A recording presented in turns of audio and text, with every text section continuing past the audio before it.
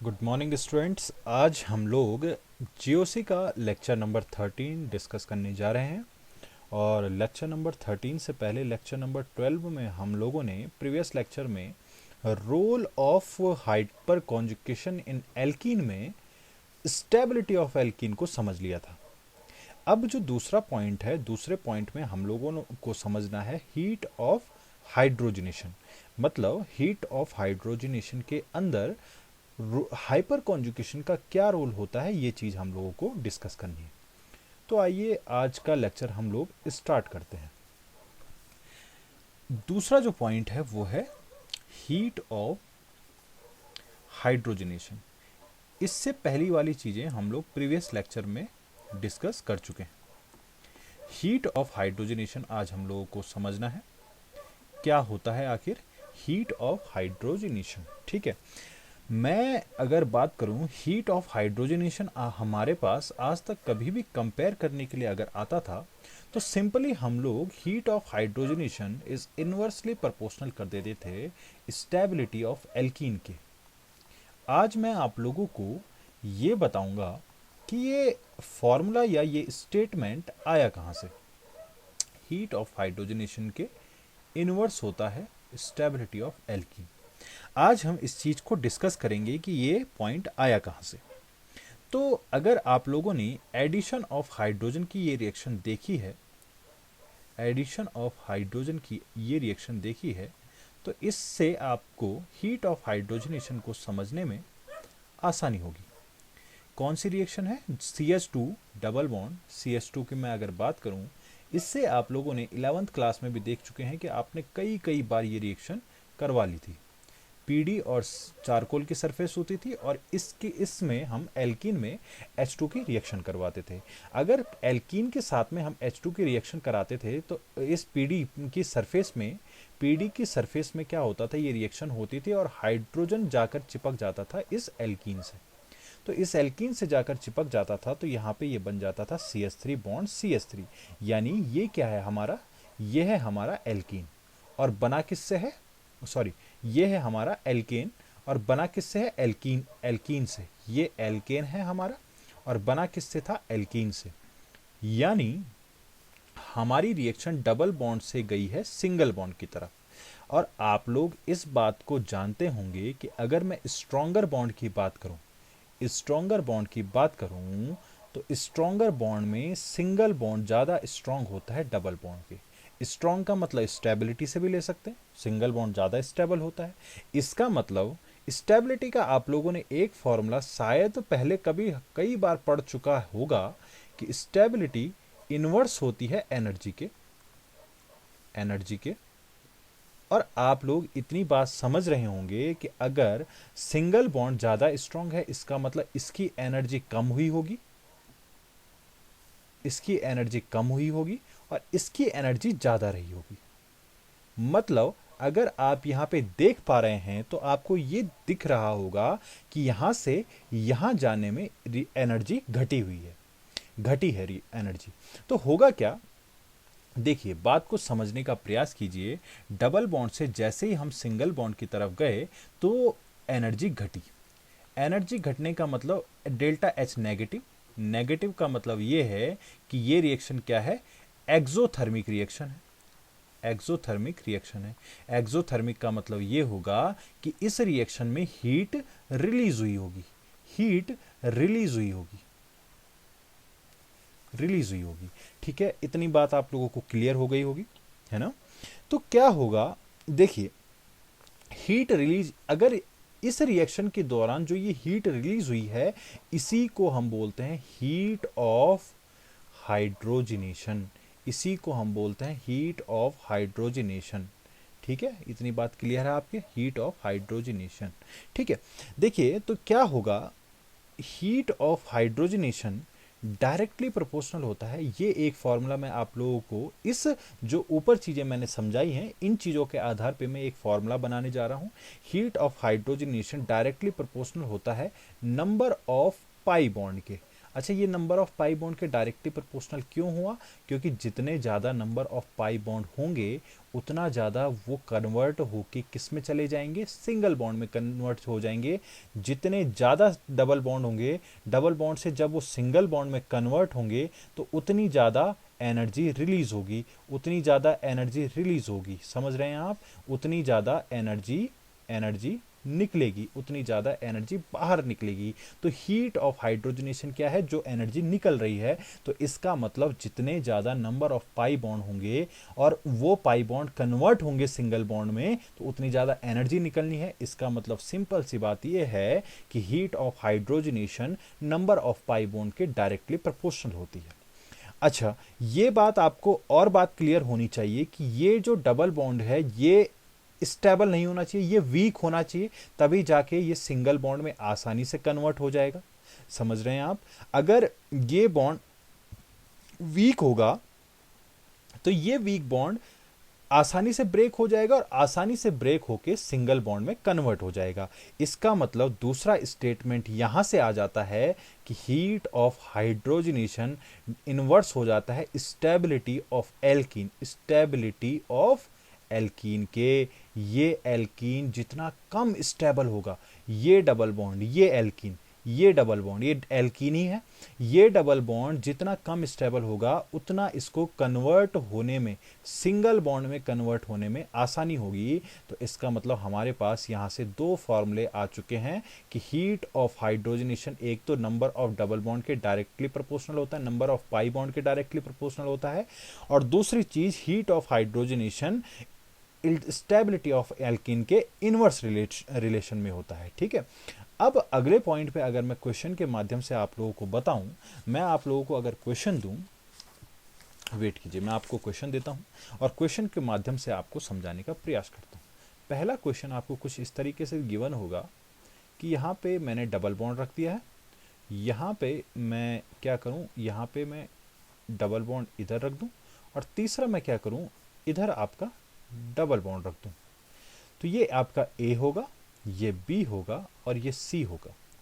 देखिए, जब नंबर पहला फॉर्मूला हमारे पास क्या था आप जानते हैं, पहला फॉर्मूला था कि heat of hydrogenation is directly proportional to number of pi bonds, pi bonds.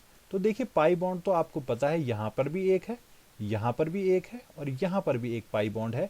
तो इसका मतलब ये फॉर्मूला तो यहां पर अप्लाई नहीं होगा। दूसरी बात क्या होगी, heat of hydrogenation, heat of hydrogenation inverse होता है स्टेबिलिटी ऑफ एल्कीन के, और स्टेबिलिटी ऑफ एल्कीन हम प्रीवियस लेक्चर में समझ चुके हैं, प्रीवियस लेक्चर में इन एल्कीन की स्टेबिलिटी निकालना हम लोग समझ चुके हैं। तो हम लोग कैसे निकाल देंगे इसमें स्टेबिलिटी? इस पर स्टेबिलिटी निकालना बहुत आसान है, हम अल्फा हाइड्रोजन को कैलकुलेट कर लेंगे। यहाँ पे कितने अल्फा हाइड्रोजन होंगे, यहाँ पे 3 अल्फा हाइड्रोजन यहाँ पे होंगे और 3 अल्फा हाइड्रोजन यहाँ पे होंगे। इसका मतलब यहाँ पे ओवरऑल 6 अल्फा हाइड्रोजन यहाँ पर हो जाएंगे। यहाँ पर कितने होंगे, 3 यहाँ पर होंगे, 3 यहाँ पर होंगे और 3 अल्फा हाइड्रोजन यहाँ पे होंगे, यानी 9 अल्फा हाइड्रोजन यहाँ पर हो जाएंगे बी वाले में। और यहाँ पर कितने होंगे, 3 और 3 6, और एक शायद मैंने सेकंड और थर्ड वाला सेम बना दिया है। इसको मैं चेंज कर देता हूँ, चेंज कर देता हूँ मैं इसको कर देते हैं हम, इसको कुछ इस तरीके से हम लोग, चलिए दो में ही मैं आपको अगर समझाऊँ तो दो में हम लोग कैसे कंपेयर करेंगे मैं आपको समझाता हूँ। देखिए, इन दो में मैं कंपेयर कर लेता हूँ, देखिए, और अगर हमको समझना है तो लीजिए कन्वर्ट कर देते हैं, इसको इसमें लिख लेते हैं।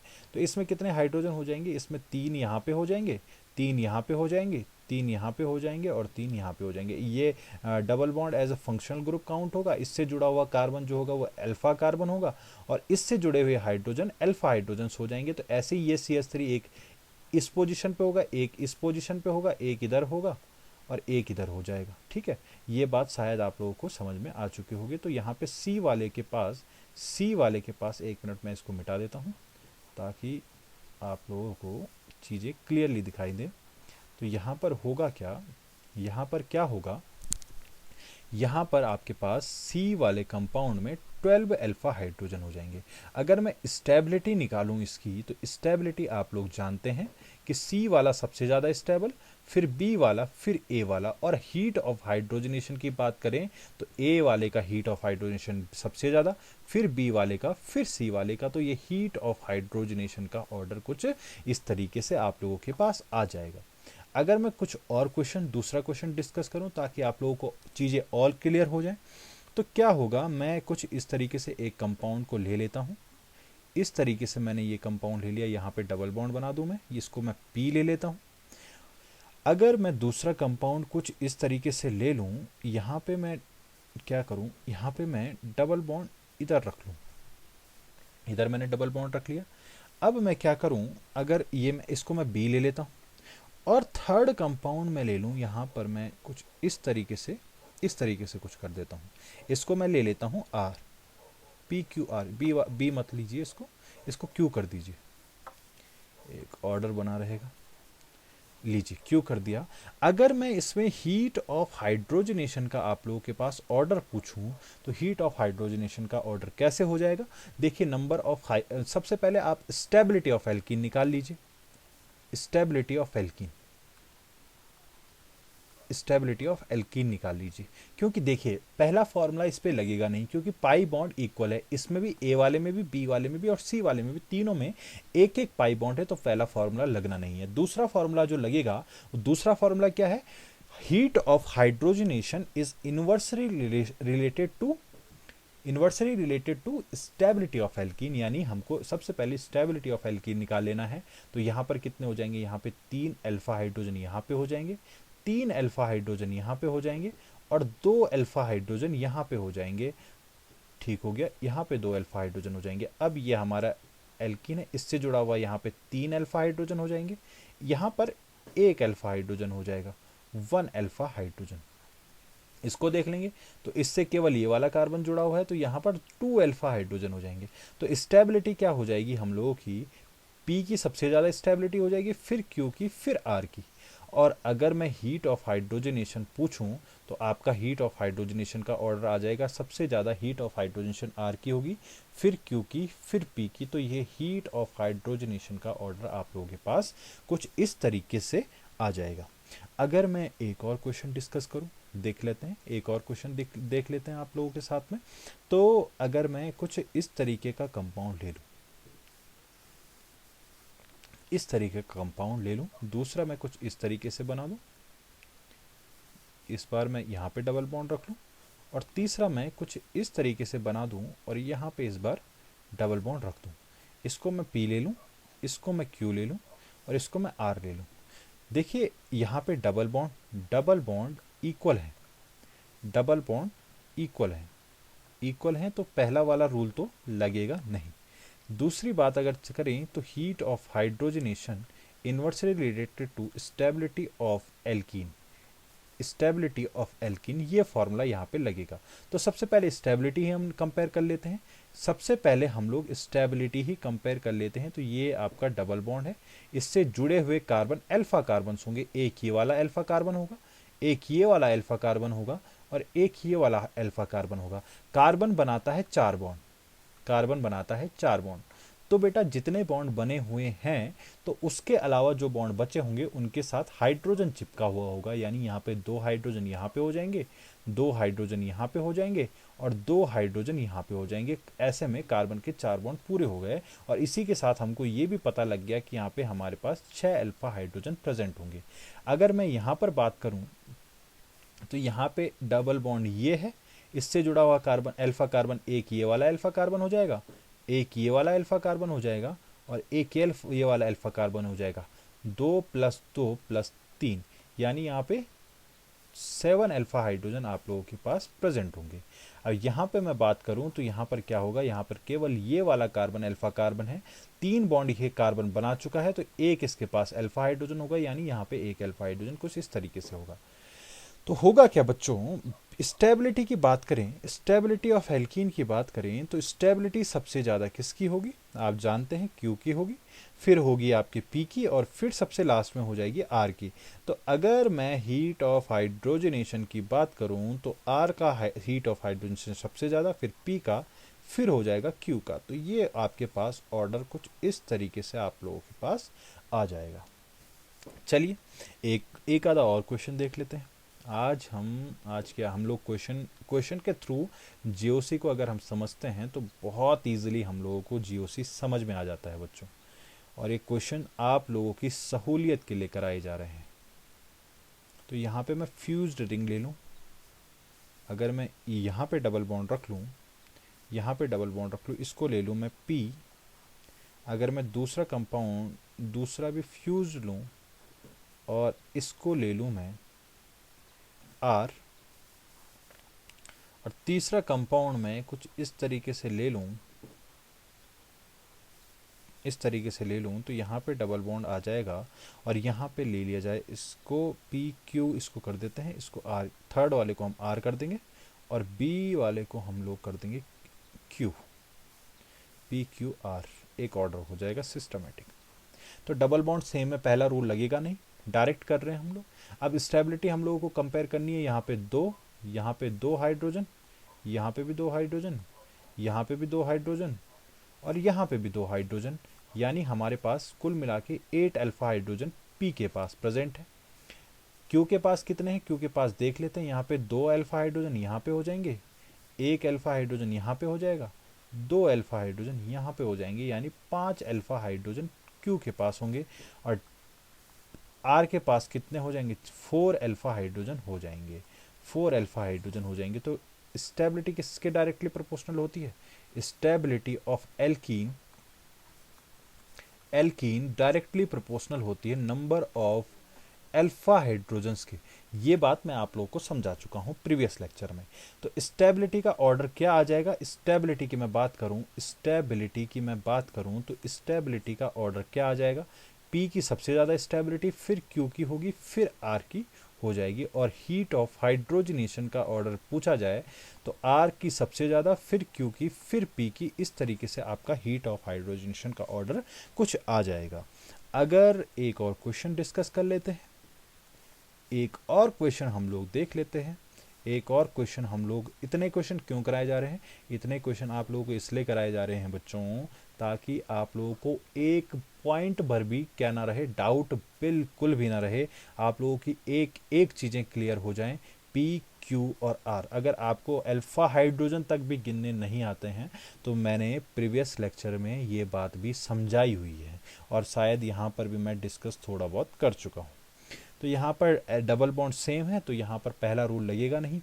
दूसरे की बात करें तो यहाँ पर वही देख लेंगे, अल्फा हाइड्रोजन, यानी यहाँ पे 2 अल्फा हाइड्रोजन, यहाँ पर आपका 2 अल्फा हाइड्रोजन, और यहाँ पे CH3 होगा, यानी 3 अल्फा हाइड्रोजन यहाँ पे हैं, 2 यहाँ पे हैं और 2 यहाँ पे हैं। तो आपका हो जाएगा 4 5 6 7 7 अल्फा हाइड्रोजन यहाँ पे प्रेजेंट होंगे।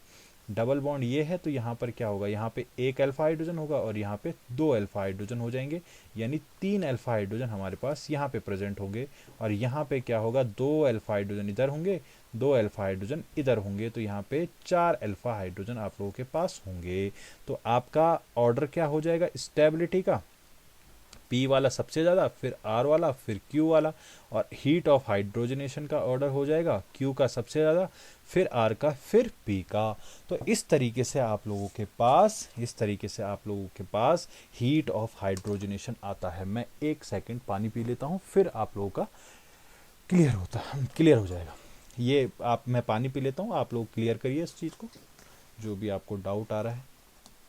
और ये लाइव क्लास है नहीं, तो आप लोगों को कोई भी डाउट आए तो आप लोग मुझसे व्हाट्सएप कर सकते हैं, मैसेज कर सकते हैं, यूट्यूब में मेरे से कमेंट्स में नंबर ले लें, या फिर मैं नंबर यहीं पे लिख लेता हूँ। आप लोगों को अगर नंबर चाहिए तो नंबर ये रहा मेरा, ये मेरा नंबर है, आप लोग डाउट्स यहाँ पर अपने क्लियर कर सकते हैं।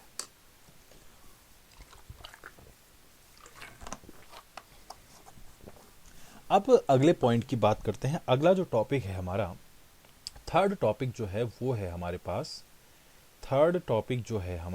4 टॉपिक ओवरऑल थे। हाइपर कॉन्जुगेशन का जो रोल था उसमें हमने 4 टॉपिक्स को पढ़ना था। थर्ड टॉपिक जो हमारे पास है वो है हमारे पास reactivity, reactivity of alkene. Alkene की रिएक्टिविटी, स्टेबिलिटी समझ चुके थे, रिएक्टिविटी अब हम लोगों को समझनी है। रिएक्टिविटी क्या होती है हम लोग समझ चुके हैं। देखिए अभी तक हम लोगों ने, मैं अगर आपसे बात करूं तो आप लोग जानते हैं कि होता क्या था कि जब यहाँ पे अगर मैं NH2 ले लेता था तो NH2 क्या करता था, प्लस M दिखाता था और प्लस M के कारण इलेक्ट्रॉन डेंसिटी, कौन सी, पाई इलेक्ट्रॉन डेंसिटी यहाँ पे बढ़ जाती थी और रेट ऑफ इलेक्ट्रोफिलिक अटैक भी बढ़ जाता था। ये आप जानते हैं क्योंकि इलेक्ट्रोफाइल वहीं पे अटैक करता है जहाँ पे इलेक्ट्रॉन डेंसिटी ज़्यादा होती है। ये पहली बात है। दूसरी बात हम लोग जब समझ रहे थे तो दूसरी बात में मैंने आप लोगों को बताया था, यहाँ पे अगर मैं डबल बॉन्ड ले लेता था और यहाँ पे मैं C डबल बॉन्ड O और इधर ले लेता था तो H, तो इसमें हम माइनस एम हमारा लगता था। ये भी मैं आप लोगों को प्रीवियस लेक्चर में बता चुका हूँ। यहाँ पे माइनस एम लगता था। पाई इलेक्ट्रॉन डेंसिटी जो थी हमारी वो हमारी घट जाती थी और घट जाती थी तो रेट ऑफ इलेक्ट्रोफिलिक अटैक हमारा घट जाता था। तो बढ़ता क्या था, रेट ऑफ न्यूक्लियोफिलिक अटैक बढ़ते थे, न्यूक्लियोफिलिक अटैक बढ़ जाते थे, ये बढ़ते थे बच्चों। थर्ड की मैं बात करूं तो यहाँ पे जब हम CH3 ले लेते थे तो CH3 में क्या होता था, यहाँ पर हाइपर कॉन्जुगेशन से ड्यू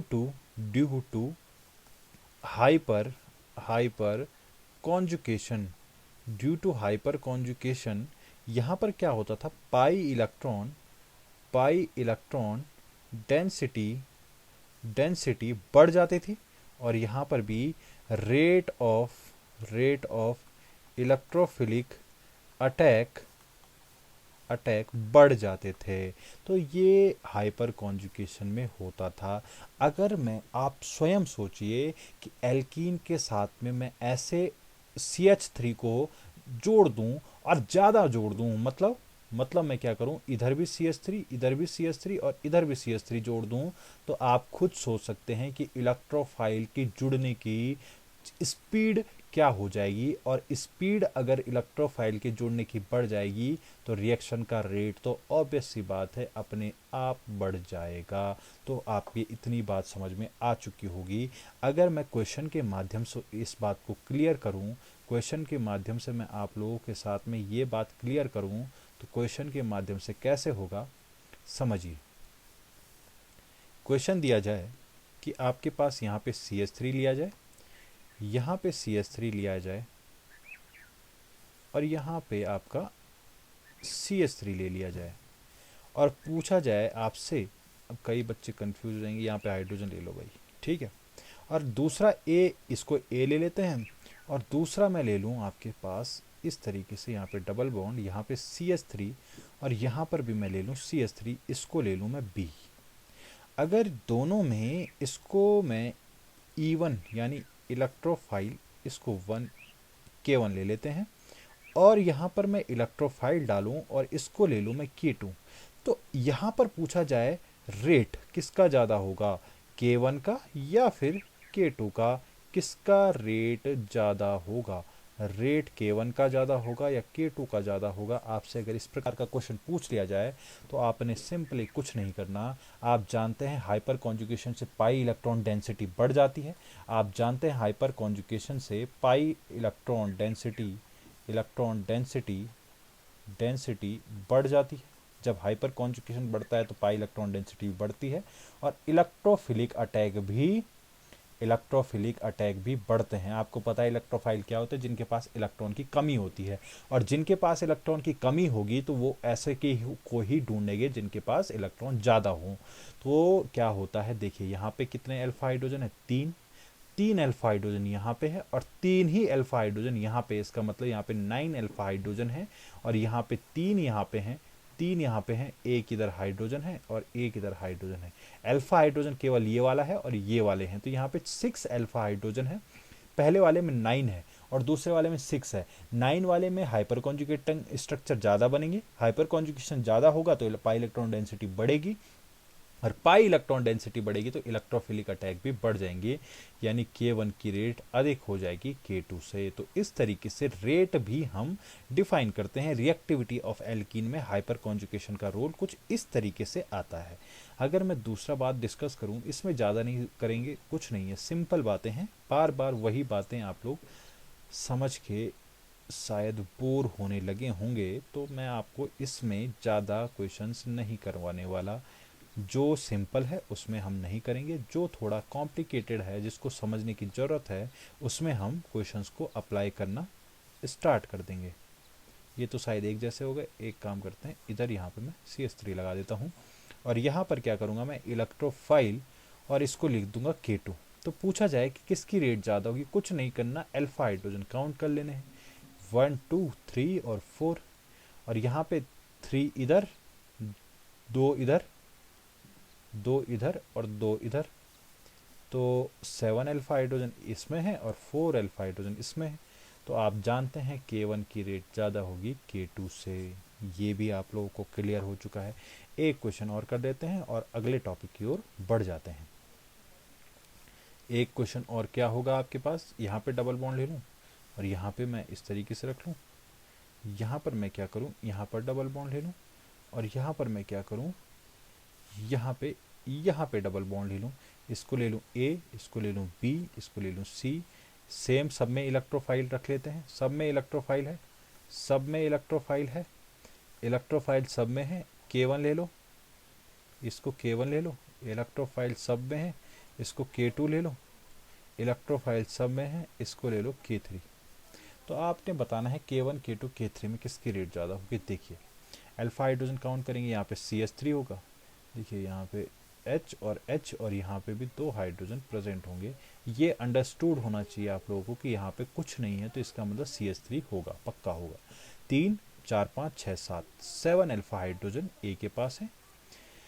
अगर मैं B की बात करूँ तो B वाले के पास 4 अल्फा हाइड्रोजन है और C वाले के पास कितने अल्फा हाइड्रोजन हो जाएंगे, 3 अल्फा हाइड्रोजन प्रेजेंट हो जाएंगे। तो C वाले के पास 3 अल्फा हाइड्रोजन प्रेजेंट होंगे, तो होगा क्या, आप लोगों का K1 की रेट ज़्यादा होगी, फिर K2 की रेट ज़्यादा होगी, फिर K3 की रेट ज़्यादा होगी। अगर मैं इसी में स्टेबिलिटी की बात करूँ तो स्टेबिलिटी A की ज़्यादा होगी, फिर B की, फिर C की। और हीट ऑफ हाइड्रोजनेशन की बात करें तो C का हीट ऑफ हाइड्रोजनेशन ज़्यादा, फिर B का, फिर A का। तो ये हम प्रीवियस लेक्चर के आधार पे ये चीज़ें और चीज़ें भी हम लोग क्लियर कर चुके हैं। अब अगले टॉपिक की ओर बढ़ते हैं और ये आज की क्लास का सब लास्ट टॉपिक मैं डिस्कस करूँगा, इससे ऊपर हम लोग नहीं जाएंगे। आज आप लोगों के लिए रिकॉर्डेड क्लास में ये इतना बहुत है। अगर मैं आगे बढ़ूँ तो आगे क्या होगा, देखिए अगर मैं अगली टॉपिक की ओर बढ़ता हूँ, चौथा और लास्ट टॉपिक आज का ये है, चौथा और लास्ट टॉपिक आज का आप लोगों के पास ये टॉपिक होने वाला है। तो होगा क्या, देखिए अच्छा बेंजीन वाला आप लोगों का रह गया है, बेंजीन वाला रह गया है, तो बेंजीन वाले को हम लोग कल डिस्कस करेंगे। तो इसमें साइट सिलेक्शन हम लोग आज समझ लेते हैं। लास्ट टॉपिक है आज का, site selection of alkene. Site selection of alkene में क्या होगा, साइट सिलेक्शन ऑफ एल्कीन की मैं अगर बात करूं तो बच्चों अगर मैं यहाँ पे देखिए, अगर यहाँ पे इलेक्ट्रोफाइल डाल दिया जाए तो इलेक्ट्रोफाइल की जुड़ने की 2 पॉसिबिलिटीज़ हो सकती हैं। 2 पॉसिबिलिटी कैसे हो सकती हैं, देखिए ये A पोजीशन है और ये B पोजीशन है, तो यहाँ पर हो सकता है, अरे एक मिनट, हो सकता है आपका इलेक्ट्रोफाइल A पोजीशन पे जुड़े और हो सकता है आपका इलेक्ट्रोफाइल B पोजीशन पे जुड़े, पर दोनों बातें सेम है। इस पे देखिए, इसकी कनेक्टिविटीज़ को देखिए, यहाँ पर एक CH3 है और यहाँ पे कौन है, यहाँ पे CH2 होगा। यहाँ पे आप लोगों को क्लियर होना चाहिए कि कुछ नहीं है, इसका मतलब CH2 होगा, ऑब्वियस सी बात है, CH2 होगा और इसके साथ में एक CH3 जुड़ा हुआ है। इसमें भी आप देख सकते हैं यहाँ पे क्या है, यहाँ पे एक CH2 जुड़ा हुआ है, इलेक्ट्रोफाइल के साथ में एक इधर CH3 हो जाएगा और यहाँ पे यहाँ पे कौन होगा, CH होगा। अरे यहाँ पे देख लो ना बच्चों, इतनी बात अगर आप लोगों को इतनी अभी क्लियर नहीं हो पाएगा तो कैसे होगा। देखो यहाँ पे CH होगा, यहाँ पे CH2 होगा। अब कनेक्टिविटी देख लीजिए आप, यहाँ पर CH होगा, यहाँ पर आपका हो जाएगा CH2 और इधर CH3, यहाँ पे हो जाएगा आपका CH2 और यहाँ पे हो जाएगा CH3। तो कनेक्टिविटी देख ली, इलेक्ट्रोफाइल से कौन जुड़ा हुआ है, इलेक्ट्रोफाइल से इधर जुड़ा हुआ है CH, इधर भी जुड़ा हुआ है CH, CH के साथ में CH3 जुड़ा हुआ है, इधर भी जुड़ा हुआ है CH3, CH के अगला वाला CH2 है, इधर भी जुड़ा हुआ है CH2, और CH2 के अगला वाला CH3 है, यानी CH3 है। यानी फर्स्ट और सेकंड कंपाउंड एक ही कंपाउंड है। यानी इलेक्ट्रोफाइल चाहे A पे जुड़े चाहे B पे जुड़े, दोनों में सेम प्रोडक्ट बन रहा है। तो यहाँ पे हमको कोई समस्या नहीं है, यहाँ पे साइट सिलेक्शन प्रिंसिपल लगेगा ही नहीं। साइट सिलेक्शन लगेगा कहाँ पे, आइए चर्चा करते हैं। अगर मैं दूसरा कंपाउंड ले लूँ, सेकंड कंपाउंड में ले लूँ आप लोगों के पास कुछ इस तरीके से, सेकंड कंपाउंड ले लिया मैंने कुछ इस तरीके से, ये आपका कुछ सेकंड कंपाउंड ये होगा, ये आपकी A पोजीशन हो जाएगी। इसको मैं A ले लेता हूँ और इसको मैं B ले लेता हूँ। ठीक है बेटा, ये ध्यान रखना, ये डबल बॉन्ड के ही कॉर्नर्स पे A और B होगा, वहीं पे जाके इलेक्ट्रोफाइल को जुड़ना है। देखिए अब होगा क्या, होगा क्या, होगा क्या, देखो होने क्या वाला है। अगर मैं यहाँ पे इलेक्ट्रोफाइल को डालूं तो इलेक्ट्रोफाइल एक बार हम A पे जोड़ देते हैं, एक बार B पे जोड़ देते हैं, और फिर देखेंगे कि क्या सेम है, क्या बनने वाला कंपाउंड सेम है या फिर अलग है। इधर जोड़ दिया मैंने इलेक्ट्रोफाइल और इधर कार्बन था, इधर CH2 हो गया, CH2 CH3 ले लेते हैं, ठीक है, CH3, इधर CH3 हो गया, इधर CH3 हो गया। ठीक, अब आप देखिए दूसरा कंपाउंड में ले लूँ, अगर मैं इधर ले लूँ CH, इधर था CH3, इधर था CH3, और यहाँ पे जुड़ा हुआ था कार्बन से, और यहाँ पे जुड़े हुए हैं। अगर यहाँ पे मैं ले लूँ CH, इसके साथ हाइड्रोजन जोड़ दूँ और इसके साथ CH2 और यहाँ पे जोड़ दूँ इलेक्ट्रोफाइल, तो यहाँ पे इलेक्ट्रोफाइल देखिए, ये है इलेक्ट्रोफाइल और यहाँ पे ये है इलेक्ट्रोफाइल। तो आप देखिए इलेक्ट्रोफाइल का नेक्स्ट वन क्या है, CH2 है। यहाँ पर इलेक्ट्रोफाइल का नेक्स्ट वन क्या है, कार्बन है, CH2 नहीं है। यानी पहला और दूसरा कंपाउंड डिफरेंट कंपाउंड है। तो हमको यही जानना है कि यहाँ पे पहला वाला कंपाउंड मेजर बनेगा या सेकंड वाला कंपाउंड मेजर बनेगा, कौन सा कंपाउंड आखिर बनेगा। हमको यही जानना है कि आखिर कौन सा कंपाउंड बनेगा, यही हमको जानना है कि आखिर कौन सा कंपाउंड हमारा बनेगा। तो आइए जानते हैं, आइए जानते हैं, यही जानने के लिए तो बैठे हैं, यही जानने के लिए तो बैठे हैं। आइए जानते हैं कि आखिर कौन सा कंपाउंड बनेगा। फिर कैसे, देखिए हाइपर कॉन्जुगेशन को पढ़ रहे थे हम, तो फिर कैसे हाइपर कॉन्जुगेशन का साइट सिलेक्शन में रोल है, आइए जानते हैं। तो साइट सिलेक्शन में हाइपर कॉन्जुगेशन का रोल जो होगा, hyperconjugation explain site selection,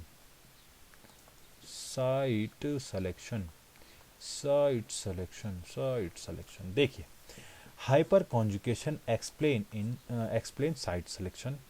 कैसे एक्सप्लेन करेगा हाइपर कॉन्जुगेशन साइट सिलेक्शन को।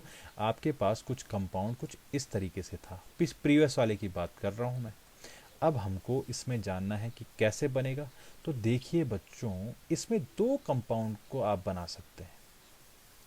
आप एक बार इस डबल बॉन्ड को इधर घुमा दीजिए, इधर घुमा दीजिए, तो यहाँ पे आपका बनेगा नेगेटिव और यहाँ पे बनेगा पॉजिटिव।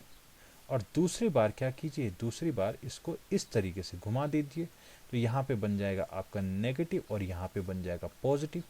कौन सा ज़्यादा स्टेबल होगा वही ज़्यादा बनेगा भाई, जौन सा ज़्यादा स्टेबल होगा, जो ज़्यादा स्टेबल होगा वो बन जाएगा। बस सीधी सी बात ये है कि जो ज़्यादा स्टेबल वो बन जाएगा। अब देखिए स्टेबल कौन सा है, यहाँ पर पॉजिटिव चार्ज है, यहाँ पर CH3 है और यहाँ पर CH3 है। और आप जानते हैं CH3 क्या करता है, इलेक्ट्रॉन डोनेट करेगा, इलेक्ट्रॉन डोनेट करेगा। यानी क्या दिखाएगा, हाइपर कॉन्जुगेशन दिखाएगा। कितने अल्फा हाइड्रोजन है, यहाँ पर 6 अल्फा हाइड्रोजन है। तो इस पॉजिटिव चार्ज को इस पॉजिटिव चार्ज को इस पॉजिटिव चार्ज को ये CH3 और ये CH3 स्टेबल करेंगे। अब आप खुद सोचिए, ये तो थी ए की बात। ए को कौन स्टेबल कर रहे हैं? हाइपर कॉन्जुगेशन से ए वाला 6 अल्फा हाइड्रोजन से ये वाला पॉजिटिव चार्ज स्टेबल हो रहा है। और बी वाले को समझिए, यहाँ पर CH3 और यहाँ पर CH3, तो बी वाले में यहाँ पे नेगेटिव चार्ज आ गया। नेगेटिव का मतलब इलेक्ट्रॉन डेंसिटी का ऑलरेडी ज़्यादा होना, इलेक्ट्रॉन डेंसिटी का ऑलरेडी ज़्यादा होना। और इलेक्ट्रॉन डेंसिटी ज़्यादा होगी पहले से ही। नेगेटिव का मतलब भूख से ज़्यादा है, अधिक है। जितनी भूख है उससे ज़्यादा है। ज़्यादा खाओगे तो भी नुकसान, कम खाओगे तो भी नुकसान। कम चल सकता है, ज़्यादा तो और ज़्यादा नुकसान करने की स्थिति में होता है। तो यहाँ पर क्या होगा? यहाँ पर ये CH3 डोनेट करेगा, ये CH3 भी डोनेट करेगा। और इस बेचारे के पास पहले से ही इलेक्ट्रॉन डेंसिटी ज़्यादा है, तो ये कार्बन आयन बनता है। कार्बन आयन बोलते हैं इसको, जो नेगेटिव है, नेगेटिव कार्बन को बोलते हैं कार्बन आयन। ये अनस्टेबल हो जाएगा। अनस्टेबल हो जाएगा तो ये वाली कंडीशन नहीं आएगी, पहली वाली कंडीशन आएगी। और पहली वाली कंडीशन में देखिए, पहली वाली कंडीशन में अगर मैं इसको कॉपी कर लूँ, इसको मैं कॉपी कर लेता हूँ, और कॉपी करने के बाद इसको मैं मिटा देता हूँ, इसको मैं मिटा देता हूँ। तो आप लोगों को समझ में आ चुका है कि